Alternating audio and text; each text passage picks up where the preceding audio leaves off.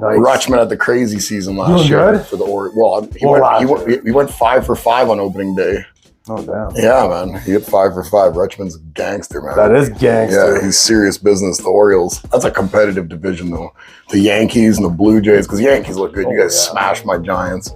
Blue Jays obviously look good. Came back 9th inning. They were down, 9-8, and Vladdy hit that 1-out sack to score 2 runs. Win 10-9 against St. Louis. They're playing again today against St. Louis. We play again today. We do? Giants, yeah. Oh, yeah, shit. 2 o'clock or whatever. Is it? Yeah, 2 o'clock today? 2:05 or something like that. Yankees. Yeah, you guys are gonna. What's up, Ryder? You guys are playoff contenders. We're not playoff contenders. Yeah, no. What's up, Ryder? What's going on, Yeah, guys? we're not. Giants are.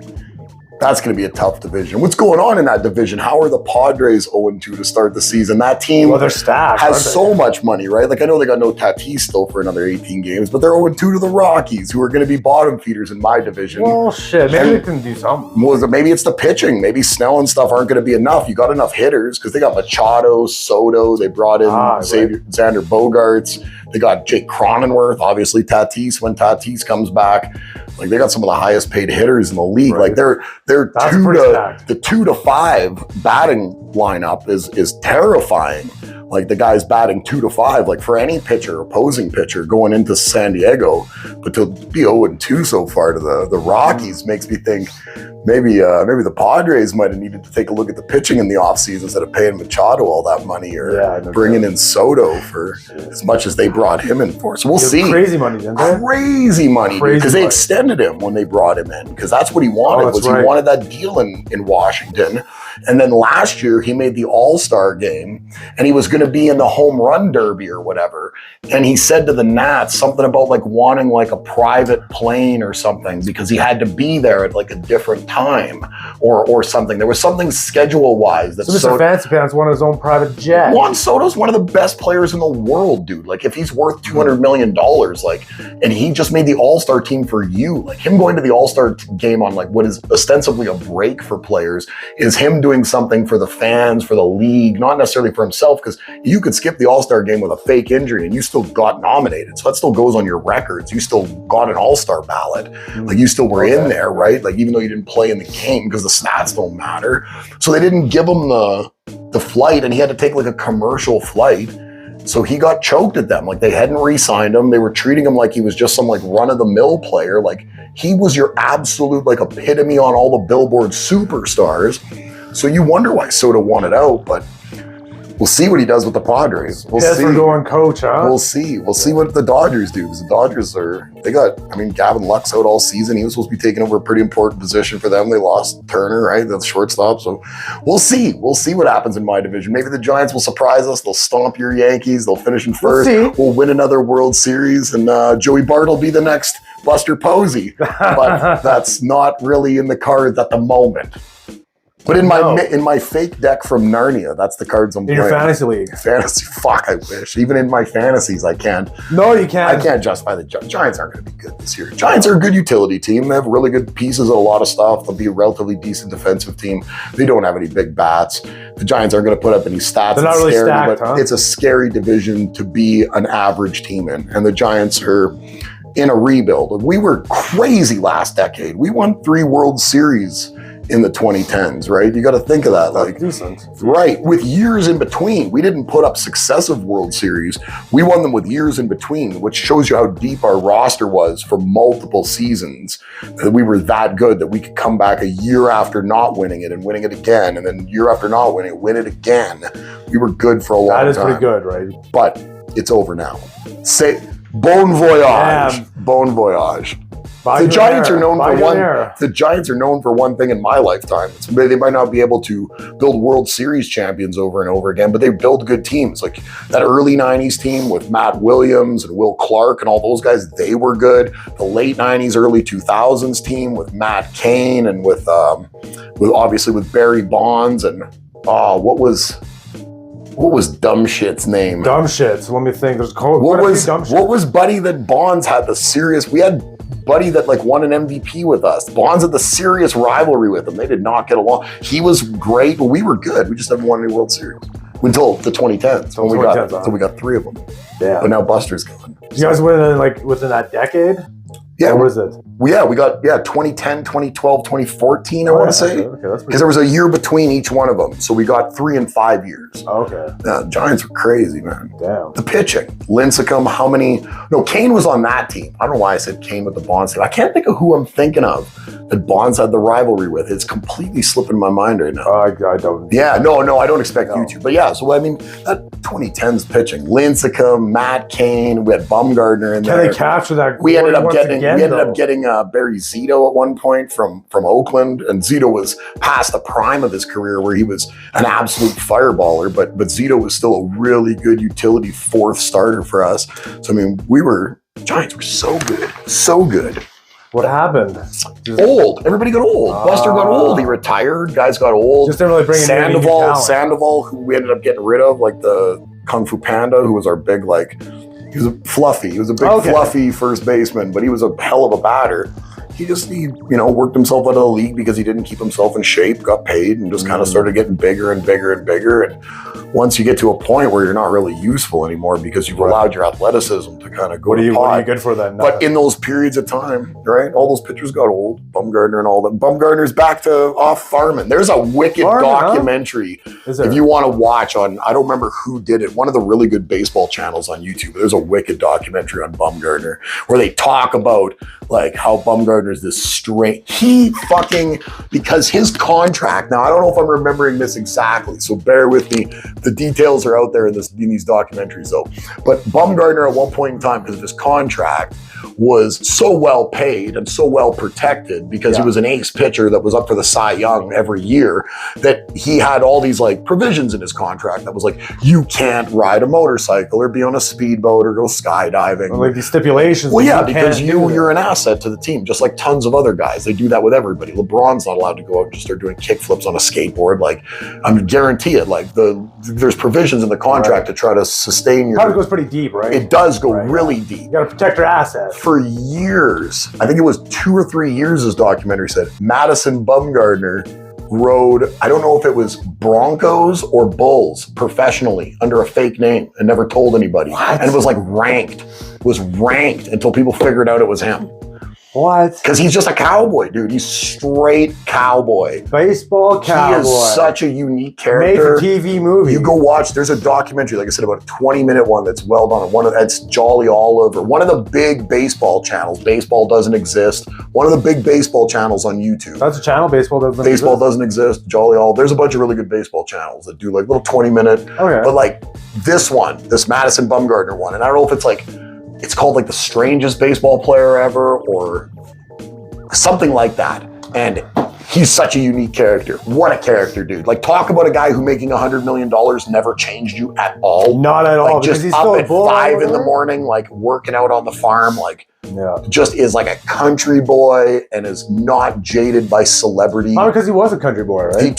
And he's still at heart, the guy is just pure blue collar, that Rust Belt of Americana. Right, all-American. He is dude, what a character. Madison Bumgarner is such a fucking character. I definitely recommend that. I'll send you the link. I'll find definitely it, do that. And I'll send it to you. Since I wasn't thinking of this, or I would have grabbed it. You have a bunch of good documentaries you always send me. So yeah. They're always good. I'm fascinated by people who live really interesting lives. I don't know how people couldn't be.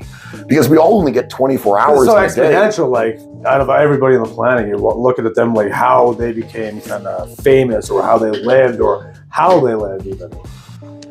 Right. It's so interesting to unpack people's principles and their mottos in life and the way that they go about things and carry themselves and the way that that's perceived by others. And you can see so much humanity when you look into people's broader life. You understand them more. Rather than those face-to-face meetings you have with people that are just surface level. So when you go back, especially when you watch someone unpack their own life and kind of explain not where we seen it from, because we have a bias no matter what we think.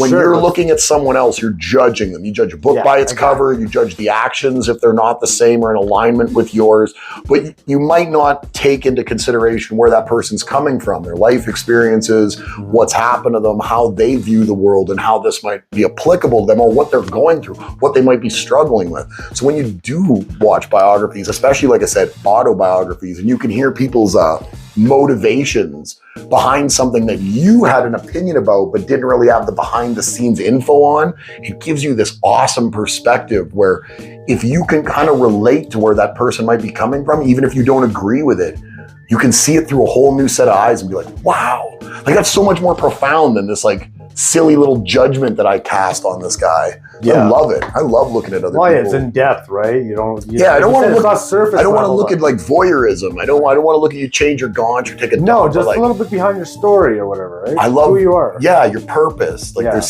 something that motivates What's your people, drive? a lot of people, and I don't think people really take the time to try to find that with a lot of people. And I'm not saying everybody is so in depth and robust and has this well-rounded out character where money and celebrity didn't influence them, like we're talking about with Bumgardner, but you can get so much more of a gauge for the humanity of someone when you kind of take a chance to look on the inside of the book and read a little bit about it and try to put yourself in their shoes. And you can just resonate more. So I find it fascinating because I mean I'm living the same life. I'm living an individual life of exploration. You just never know what you're going to encounter. Things come at you left, right.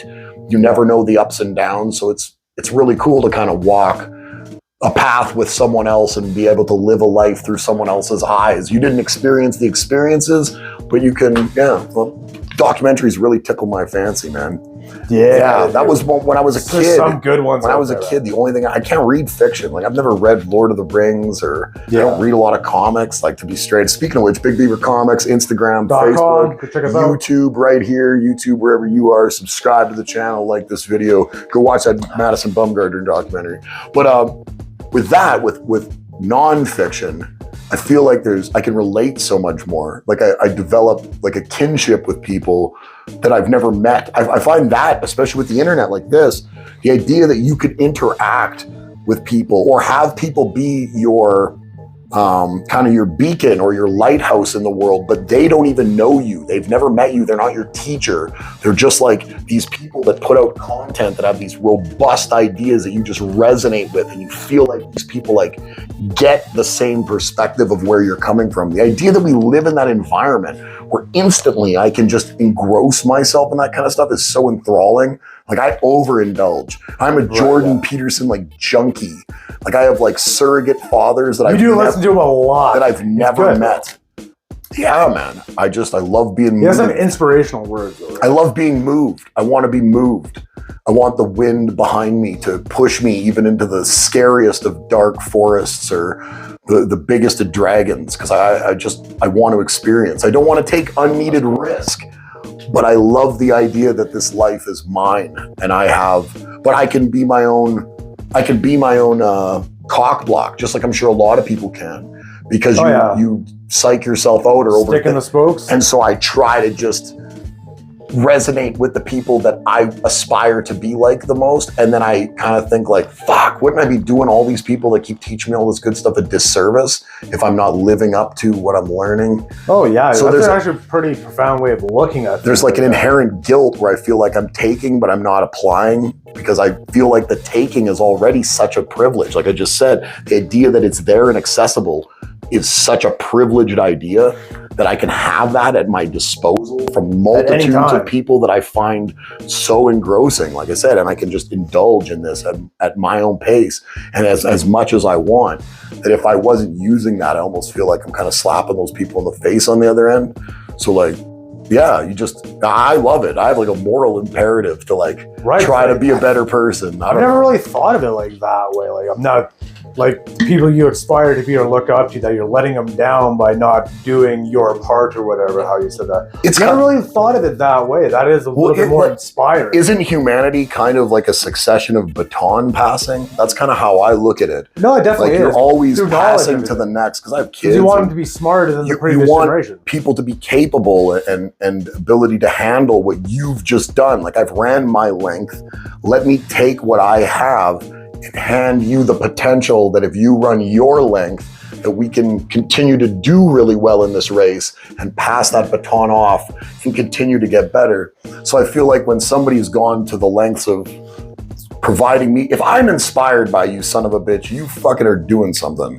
I'm not normally moved by a lot of people I meet like in day-to-day life. And I'm not saying that's not, people aren't inspiring, because again, maybe it's me not unpacking things enough.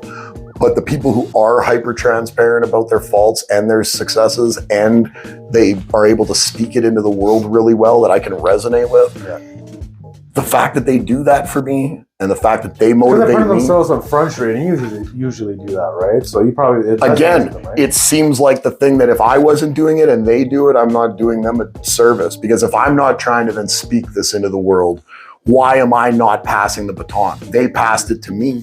So isn't my job to continue to say, like, to work on yourself and to be the best person you can be? It'd be your duty if that feels like it. Right? Feels like it. If that feels like your duty, then it must be. Right? Feels like it. And again, speaking out loud helps me reaffirm to me what I'm doing. Because sometimes if you keep it in your head too long, it can get a little cloudy as to what you're. But when you say it, it makes it so much more. Because I hear me talking to you. I hear me saying this here. Yeah. And I know that I mean it.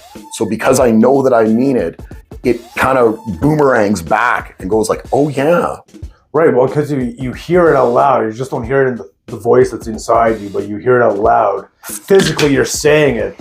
The voice that's inside me is Fran Drescher.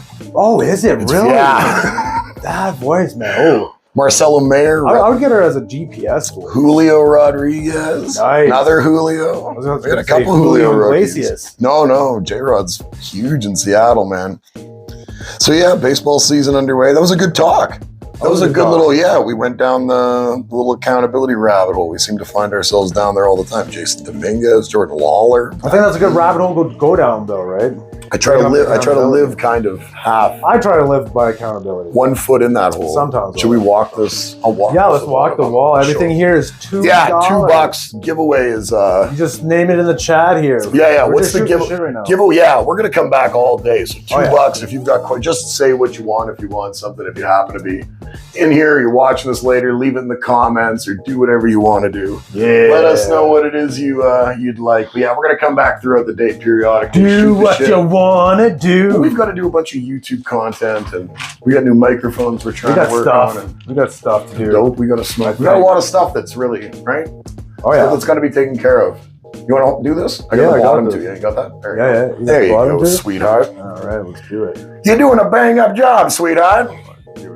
You got a pretty fat ass on you too, there, sweetheart. Thank you. See? Well, I guess the tarts don't really talk about, right? No, you kind of did more of a gangster. I did. Yeah. Right. More like a 40s Al Capone. Yeah, I was doing more of a satire. Like, old-timey, yeah. Cayuga or like old-timey like that? Like the old-timey car horn. Get that right there. Beauty. Boom. Yeah, we'll switch these out throughout the day. Yeah. Every time we come back or something like that. Yeah. No problem.